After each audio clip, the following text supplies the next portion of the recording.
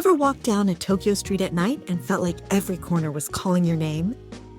That smoky aroma drifting through the air, the sound of takoyaki balls sizzling, the crowd gathered around a food stall. It's like the city itself is inviting you to taste it. Tokyo isn't just about skyscrapers, shrines, or sushi bars.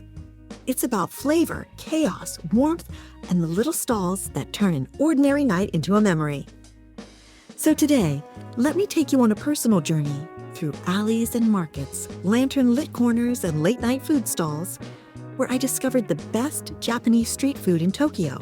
My adventure began in Ueno, at the legendary Ameya Yokocho Market, a maze of narrow lanes that once sold candy and black market goods after World War II. Now, it's one of Tokyo's liveliest street food spots, buzzing with vendors selling everything from grilled seafood to matcha sweets. The first thing that caught my attention: the scent of yakitori, grilled chicken skewers. The chef stood behind his smoky grill, flipping each skewer like a conductor leading an orchestra. I tried one with tear sauce, sweet, salty, perfectly charred, and honestly, it set the tone for the rest of the day. Just a few steps ahead, I found a stand selling takoyaki, those round golden balls filled with octopus. The vendor poured batter into a cast iron mold, added diced octopus, green onions, and tempura bits, then twirled them with chopsticks until they turned crisp and golden. When I took a bite, the sauce and mayo melted together, and the inside was so hot it almost burned my tongue. But I didn't care. That first bite was Tokyo on a toothpick. If you're visiting, Ameyako is chaos in the best possible way. Go hungry and go early. Next, I wandered into Asakusa, one of Tokyo's oldest districts, where ancient meets aroma. You can feel the spirit of old Japan here. The towering Senzuji Temple, the smell of incense, and just beyond its gates, the bustling Nakamai Street. This street is pure temptation. Rows of stalls line both sides, selling everything from souvenirs to sweets. I started with ninjyo-yaki, small, doll-shaped cakes filled with red bean paste.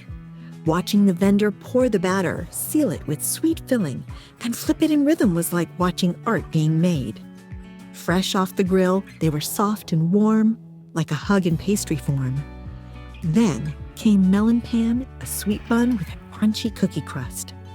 I got mine stuffed with vanilla ice cream from Asakusa Kagetsudo, one of the area's most famous bakeries. The warm bread with cold ice cream was magic. The contrast made every bite unforgettable. Before leaving Asakusa, I also tried menchikatsu, a deep-fried minced meat patty. Crispy outside, juicy inside, it's like a Japanese version of a street burger. I ate it while walking toward the river, the temple bells echoing behind me. It felt timeless. From tradition to Tokyo's most famous food hub, Tsukiji Outer Market. Even after the inner wholesale market moved to Toyosu, the outer market still thrives, buzzing with locals, tourists, and endless food stalls.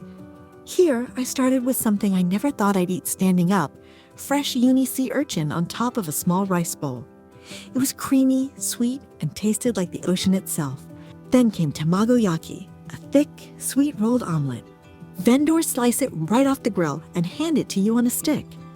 Warm, fluffy, slightly caramelized. It's Tokyo's version of breakfast on the go. But my absolute favorite at Tsukiji was the grilled scallops with soy butter. The vendor used a blowtorch, the butter bubbling and sizzling until it turned golden. That smell alone could stop traffic. When I bit into it, sweet scallop, salty swa, buttery glaze, it was perfection. I ended the morning with a matcha latte from a tiny cafe tucked between seafood shops. Standing there, sipping green tea amid the scent of grilled fish, I realized Tokyo's street food isn't just about taste. It's about rhythm, sound, and energy.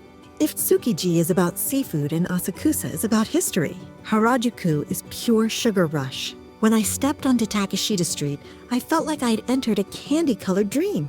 Bright lights, neon signs, the smell of waffles, strawberries, and melted chocolate. It's the Tokyo of every sweet tooth's fantasy. The first must try: Japanese creeps.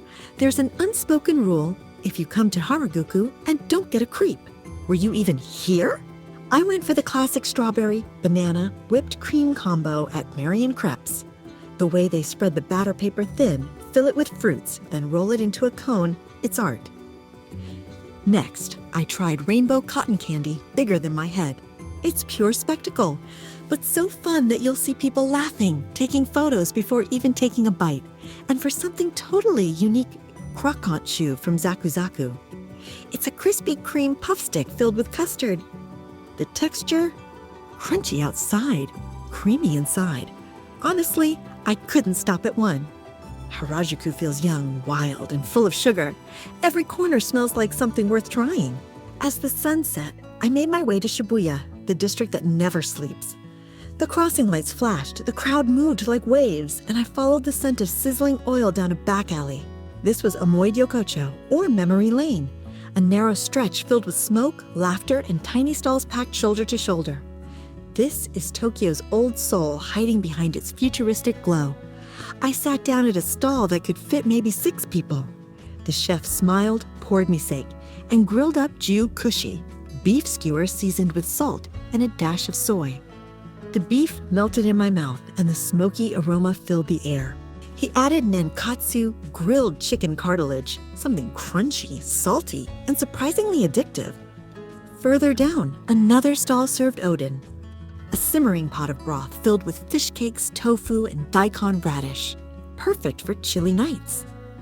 I sat there, chopsticks in hand, surrounded by strangers, yet it felt like we all belonged to one table. That's Tokyo's charm. You might come alone, but you never really eat alone.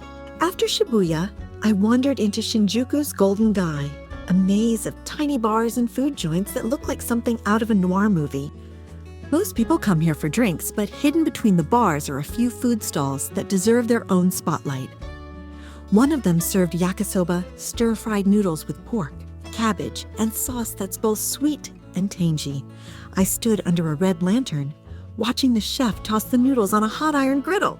The smell of caramelized sauce filled the air, and when I took my first bite, it hit me. Street food doesn't need to be fancy to be unforgettable. Next, I grabbed a small plate of okonomiyaki, a savory pancake topped with bonito flakes that danced in the heat. Each bite was layered with texture, crunchy edges, soft middle, and a smoky flavor that made me close my eyes for a moment.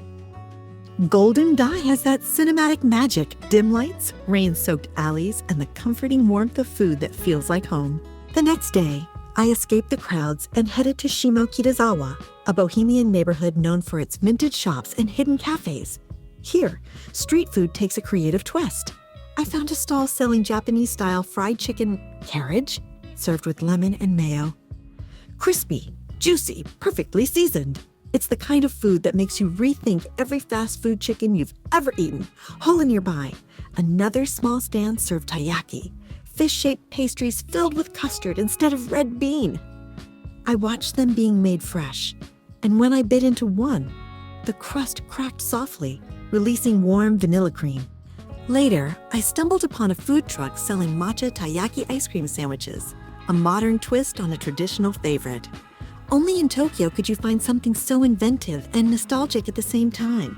One of my favorite discoveries was Ebisu Yokocho, tucked near Ebisu Station. Unlike tourist-heavy areas, this spot is where locals unwind after work. The energy here is authentic, lively, loud, and deliciously chaotic. Inside a covered alley, dozens of tiny izakayas serve everything from kushikatsu deep-fried skewers to gizzard yakitori. I ordered a platter of kushikatsu, pork, lotus root, and even quail eggs, each dipped in panko and fried to perfection. The golden crunch, the tangy dipping sauce. It was simple, unpretentious, and incredibly satisfying. The night ended with Taiwan ramen, a spicy broth noodle dish that warmed me up instantly.